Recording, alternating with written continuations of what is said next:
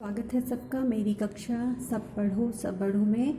आज हम मुहावरे की दूसरी कक्षा करेंगे और मैं नए मुहावरे लेके आई हूँ और मुझे पूरा विश्वास है कि कल के मुहावरे सबको बहुत अच्छे लगे होंगे, सबने पढ़े होंगे। तो पहला मुहावरा है नाक में दम करना। नाक में दम करना मतलब परेशान करना। तो इसका वाक्य हम क्या बना सकते हैं? शैतान सुशील ने अपनी माँ की नाक में दम कर रखा है। तो ज़्यादातर बच्चे जो है माँ की नाक में दम करते हैं, यानी माँ को परेशान करते हैं। फिर है बाएं हाथ का खेल। बाएं हाथ का खेल मतलब आसान काम। वाक्य है सुंदर चित्र बनाना सरिता के बाएं हाथ का काम है। सुंदर चित्र बनाना सरिता के बाएं हाथ का काम है। तो हर व्यक्ति को किसी ना किसी चीज़ में निपुण होना चाहिए जो उसके बाएं हाथ का काम हो। फिर है आँख लगना। आँख लगना मतलब नींद आना। तो परीक्षा का समय होते ही अंकित की आँख लग गई। तो ये तो सारे बच्चों के साथ होता है, विशेषकर परीक्षाओं के दिनों में तो होता ही है कि परीक्षा का समय होते ही अंकित की आँख लग गई।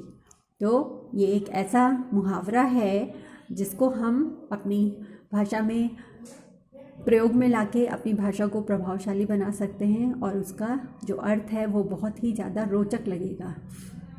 इसके बाद जो है दूसरा वाला है, वो भी बहुत अच्छा वाक्य है।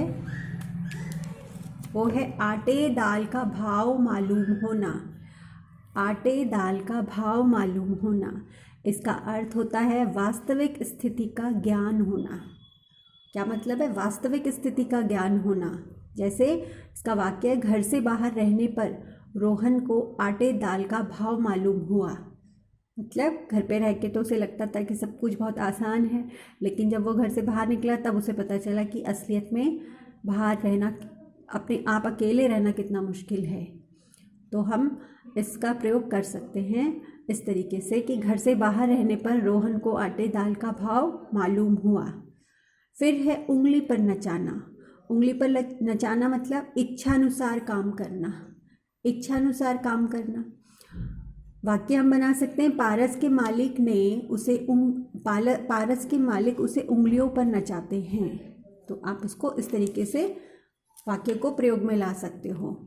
और पारस के मालिक उसे उंगलियों पर नचाते हैं, तो आप उसको लिखेंगे कि पारस के मालिक उसे उंगलियों पर नचाते हैं। और यहाँ पर उंगलियों पे थोड़ी मात्रा गलत लग गई थी तो मैंने इसको सुधार कर लिया है, ताकि आपको भी ध्यान रहे कि उंगलियों जब लिखोगे तो छोटी ई की मात्रा आप डालेंगे।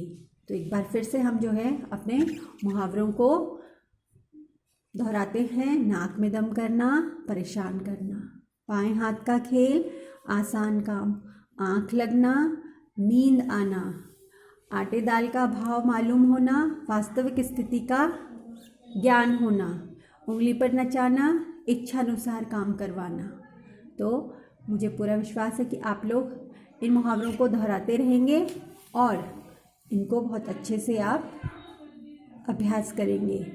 तो मिलते हैं अगली कक्षा में। सब पढ़ो और सब खूब बढ़ो।